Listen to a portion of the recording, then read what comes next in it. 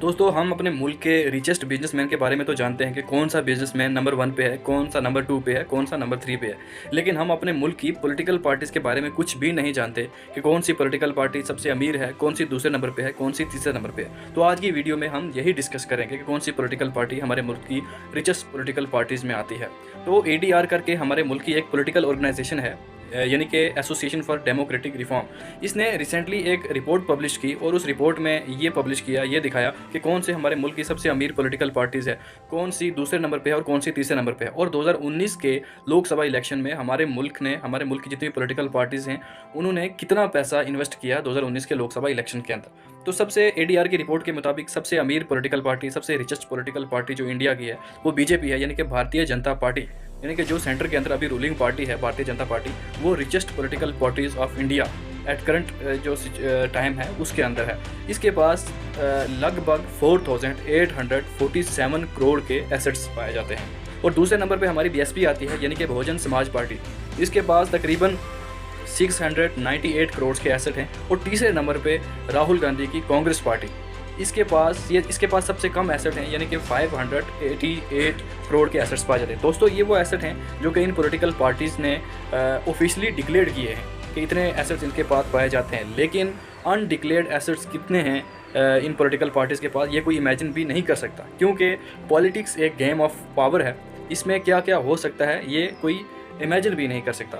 तो 2019 के इलेक्शन के अंदर हमने जो इलेक्शन के ऊपर इन्वेस्टमेंट की है दुनिया में, ये हमने वर्ल्ड रिकॉर्ड बनाया है। 2019 के लोकसभा इलेक्शन में हमने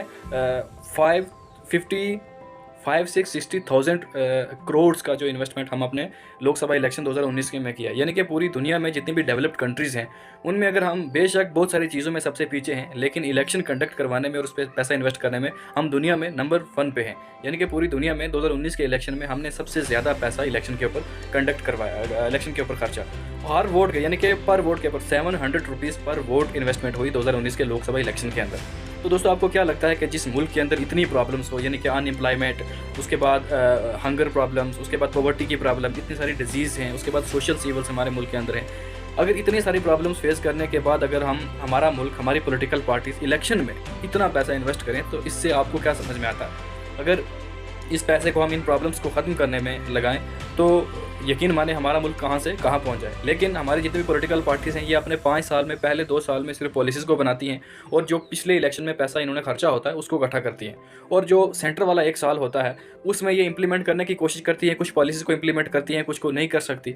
और जो आखिर वाले 2 साल होते हैं ये फिर अपने इलेक्शंस के ऊपर कहाँ पे कितना पैसा लगाना है, किस तरीके से मैनेज करना है, इस पे लगा देती हैं। इसीलिए कहीं ना कहीं हमारा मुल्क पीछे रह गया है, यानी कि बहुत सारी चीज़ों में जहाँ डेवलप कंट्री आगे निकल चुकी हैं, बहुत सारी चीज़ों के अंदर हमारा मुल्क पीछे रह चुका है। तो गाइज़ आपका इस बारे में क्या ख्याल है? जिस मुल्क में इतनी सारी प्रॉब्लम्स हों उस मुल्क के अंदर इलेक्शन पे इतना पैसा खर्च होना चाहिए क्या? इस पे कोई भी एक्शन नहीं लेता? कोई भी ऐसी संस्था नहीं है हमारे मुल्क में, कोई ऐसा ऑर्गेनाइजेशन नहीं है जो कि लीगल एक्शन ले इन पॉलिटिकल पार्टीज़ के ऊपर कि इतना पैसा कैसे इन्वेस्ट किया जाता है इलेक्शंस के अंदर?